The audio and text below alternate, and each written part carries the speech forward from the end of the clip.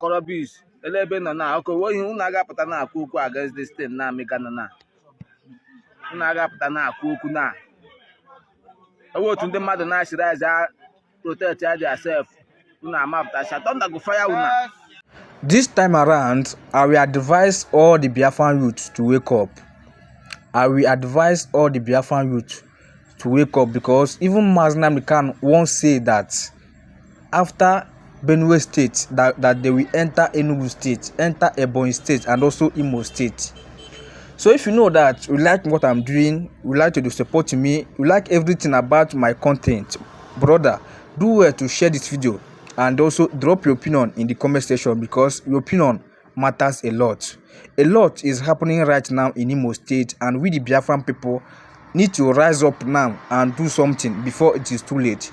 Just take some of your time and listen to this our Biafran brother and see what he's saying concerning what is happening right now in Imo State. Thank you as you watch the video. One love.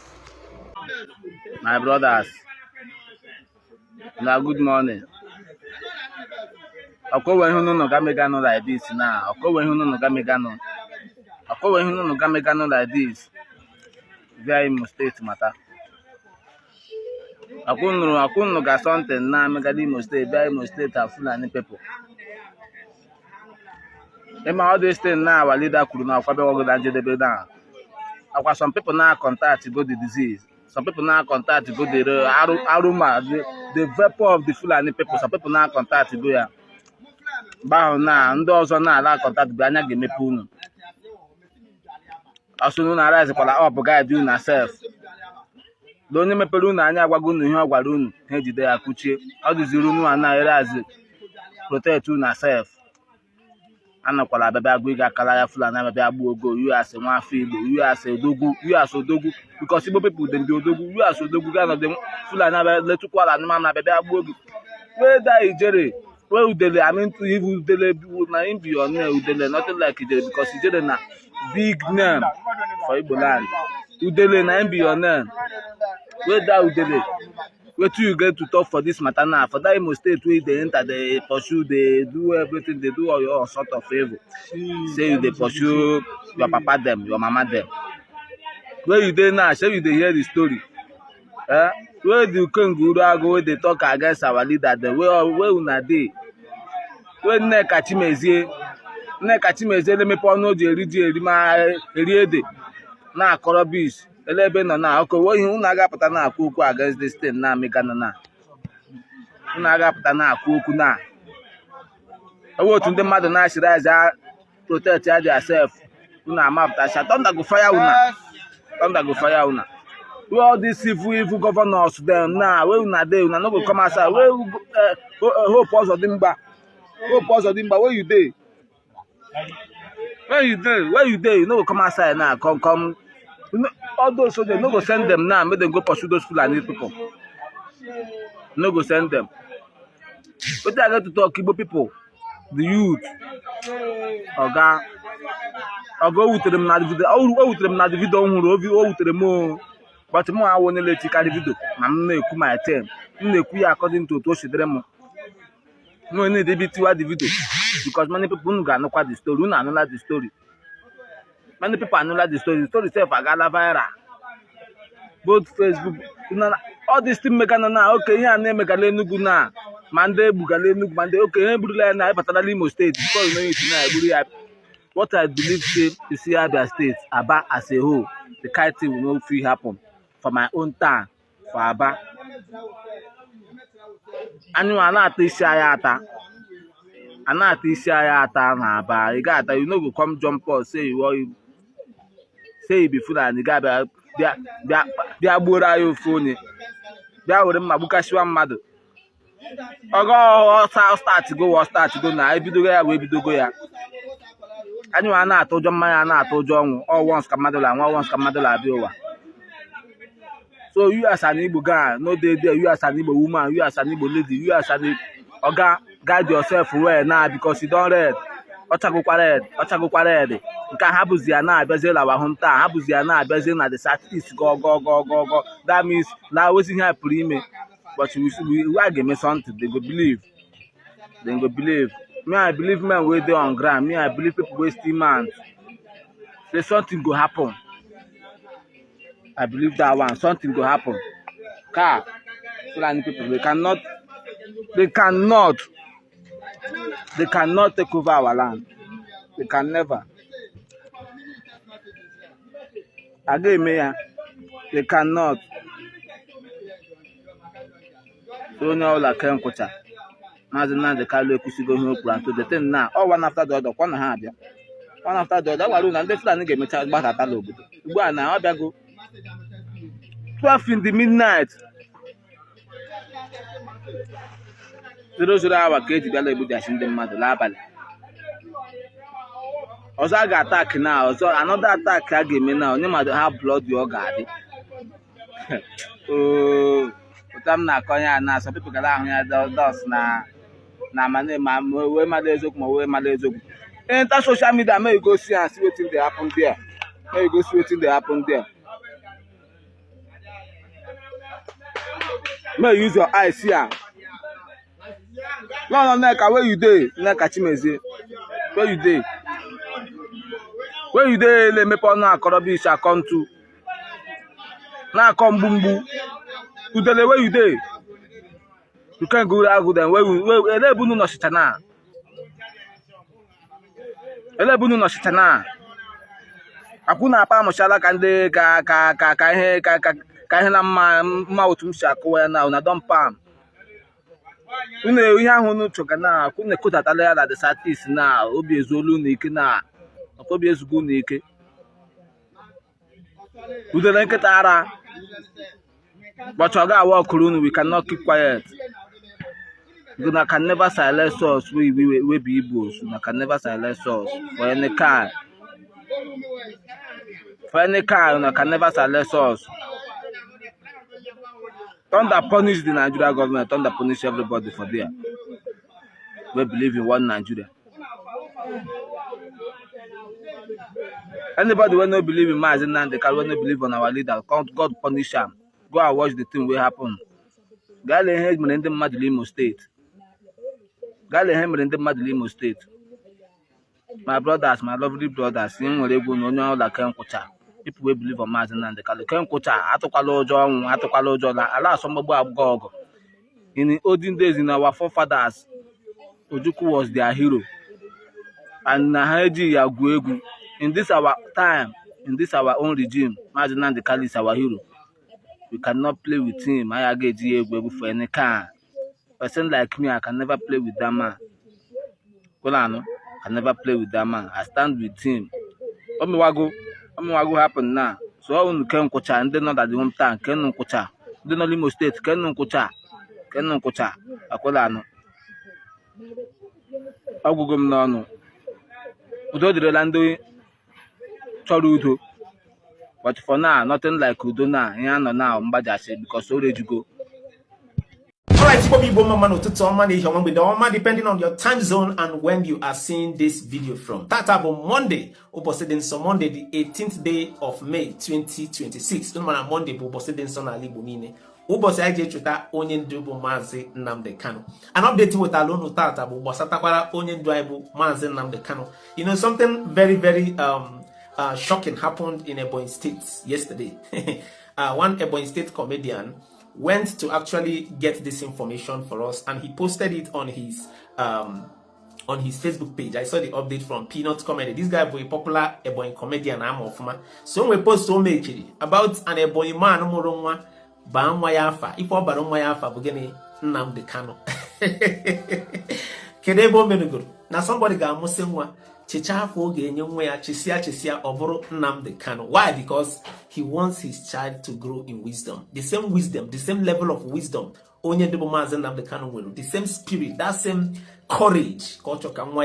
When the child grows up. So Yunanya from the update from Peanut Comedy, the popular comedian from Ebonyi State. He wrote this particular update. First of all, lay the pictures on your screen. Pictures of them actually carrying the baby. Waiting a frame Nnamdi Kanu beside the child. The spirits. That's hey, nah, from me for Baka. I'm not some of you have heard the news, but just relax. I'll give you guys the full details and what the guy actually wrote and the reason why that guy Jiwe decided he dedicates him where to this. I mean, he dedicated him in this manner. You know, after the child was given birth to, the guy with the rota frame, Nnamdi Kanu, keep beside the baby. And then you can see the guy, the comedian who was actually carrying the child, and beside him, the child. Now, the update says, no matter what, don't scroll past this post. Please read this. Every child comes into this world carrying a story, a future, and a name that represents something bigger than words. Today, this little boy was welcomed with a name filled with strength, identity, courage, and history. Let me take that line again. Today, this little boy was welcomed with a name filled with strength, identity, courage, and what? History. According to the father, because of the deep love and admiration he has for Nnamdi Kanu, he decided to namesake his first son, Nnamdi Kanu, a name he believes represents bravery, resilience, and the voice of his people. He said, for a long time, something kept telling him in his dream that he should name the child Nnamdi Kanu. No matter the different opinions people may have, one thing remains powerful: the love of a father for his child and the hope parents place on the next generation. A name is more than just what people call you sometimes. It is prayer, belief, and legacy. May this child grow in wisdom, peace, strength, and purpose. May his life bring pride to his family and life to those around him. Welcome to the world, little one. So the child was actually named Nnamdi Kanu for a reason, because the father believed that that name carries strength, it carries identity, it carries courage, and also history. You understand? So despite phenomenon on media, despite the kind of agenda so many kind of people are trying to push for some persons or Biafrans to hate Nnamdi Kanu, no matter what, even at gunpoint, they still believe in that man, Nnamdi Kanu. Yes, Nnamdi Kanu is a human being. And all his errors, all his flaws, some places or their weaknesses. But that doesn't stop the love. So for this man to decide to name his son Nnamdi Kanu, meaning that these are one of the persons who believe so much in the ideology of Onyendu. So no matter what, if I'm fearing social media, whatever that is flying around, whatever that is happening, the agenda some people have been trying to push for us to hate Nnamdi Kanu, or they are possible. And my previous post, that's like na generation I don't know. It's not possible. Nobody can achieve that goal. If a government as big as Nigeria did not achieve it, or go as a individual that will achieve it, you can't make him hate Nnamdi Kanu. It took him time. And this is divine. It is from above to unite Igbo. And he was able to do that under what? IPOB, Indigenous People of Biafra. IPOB. You are still an indigenous person of Biafra. So Nnamdi Kanu, if I or something, he just wake up on his own and just start doing. It is divine. And we find out this is his gift. This is what God called him for. Imagine a man who drew everything. Drew pleasure, drew money, drew cars, drew houses, drew freedom. I mean, drew comfort just to be in depression, just to be in pain, just to be persecuted, just to go through the fire because of his own people. Then you project something on air for people to hate Nnamdi Kanu, or they are possible. So today, Monday, anywhere you are, make sure you work a minute or two. Freedom for the leader of the indigenous people of Biafra. So that's Monday. So take your time out. Take your time out. Alright? In the coming days, so many things will be happening. So many things. Is gradually happening. So share this video. Watch get to this length. Share your opinions in the comment section. Drop one freedom for Nnamdi Kanu in the comment section, and do well to share this video. Candios always right with you. I'll leave you guys to watch one of the videos. After watching it, don't forget to say Candios of here. See you guys in my next video. I told you, in the end we win. In the end they will talk about us. In the end we are so formidable that there is Biafra everywhere. Mandi kore no mandi ne kwe Biafra, because we are immense. Oh, I pray you be Chineke nagozi unu. Ndi omumu Chineke. You people have done something that nobody has been able to do before. Even BBC is mentioning Biafra. We are formidable. Yoruba papers, they have now come out. Lagos. All these vagabonds born on the streets of Lagos bearing Igbo names with Yoruba fathers After go to try to dampen what we are doing. I want to dismantle this rubbish. There was a little child who doesn't know anything, who came to challenge me by saying that Urobo is not Urobo. I'm talking about, I said Usobo. He said no, is Isoko, that the cousin. Shut up, you don't know what I'm talking about. Since when did you read enough to come out to talk about something that is above you? I'm sure there are some people that will come out one day to swear that Anambra is their name or Ovim is their name. People can come out and say, oh my goodness, Calabar has been there from time immemorial, or that Niger Delta is a place. All of these things are jargon. There is no Anambra. It is Omambala. There is no Anambra in our records. Calabar that you see today is a corrupt word for Calabari. Calabari people were also in Cross River State. Calabari, not Calabar. For your information. It was Ovum, not Ovim. For your information. Our people don't learn, they don't read, they don't study, they come out, they begin to open their mouth to talk rubbish. An idiot has risen from Lagos, and a typical Igbo animal. These are the people that when I castigate Igbo people, they want to die. And that is why I keep castigating them. Until they change. You are hiding in Lagos, this Yoruba paper did not write about our rally. These Yoruba people did not write that over 3 million people came out to see us. No. But they are writing something. How can we be insulting Shoyinka? They're talking about us. How can somebody say that Idoma is part of Ojuku Grunts have said Idoma is part of some people are so foolish. Idoma has anyway, that is why I say I'm waiting for them. Idoma has a Keoria from Kwa. How would they have 4 market days if they are not Igbo? Please explain to me. Can somebody please enlighten me? This is the type of education that you get when you go to a zoo university. When you go to a place where you're on strike for 3.5 years, 4th year you graduate, a portal, you swallow dictionary and you're writing rubbish. This evening I'll dismantle this idiot piece by piece. I will deconstruct him line by line. In his next life, he will not dare to challenge the ideological stance of IPOB. Including Shoyinka. You have not been born. We will deconstruct you line by line. We went to school. People write nonsense. They think the zoo is afraid of us. I'm on a dustbin in Lagos. We will tear him to pieces this evening so that no other person will come. Go and study Idoma history. They are from the Kwa group, their language. Where do you have a Kwa Ibom? The meaning of Kwa, KWA. People who didn't go to school. You want to come and challenge people who are vastly superior intellectually to whatever garbage you can offer. I said I want Shoyinka. Don't speak for him. Bring out Shoyinka. Let me disgrace him. Any venue, anywhere, I'll debate him. Shoyinka will not last 5 minutes. I will deconstruct him. Line by line, piece by piece. They think we are joking. Do I look like I was wicked to you? You must be insane. This is Radio Biafra. If you go to CHK 97.6, we are there. We are on 88.0. I need status update on Igbo. We should be up and running. I need to know what is happening in Igbo.